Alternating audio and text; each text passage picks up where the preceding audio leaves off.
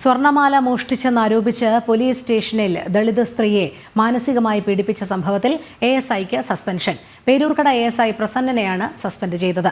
കൃത്യനിർവഹണത്തിൽ വീഴ്ച വരുത്തിയെന്ന കാരണത്താലാണ് സസ്പെൻഷൻ. നേരത്തെ എസ്ഐയെ സസ്പെൻഡ് ചെയ്തിരുന്നു. അതേസമയം ബിന്ദുവിന്റെ പരാതിയിലും അന്വേഷണം നടക്കും.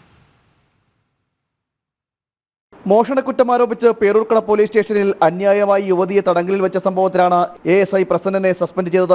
കണ്ടോൺമെന്റ് അസിസ്റ്റന്റ് കമ്മീഷണറുടെ റിപ്പോർട്ടിന്റെ അടിസ്ഥാനത്തിലാണ് സസ്പെൻഷൻ. കൃത്യനിർവഹണത്തിൽ വീഴ്ച വരുത്തിയെന്ന കണ്ടെത്തലിന്റെ അടിസ്ഥാനത്തിലാണ് നടപടി. സ്റ്റേഷനിൽ വെച്ച് പ്രസന്നൻ തന്നെ ഭീഷണിപ്പെടുത്തിയെന്ന് ബിന്ദു പരാതിപ്പെട്ടിരുന്നു.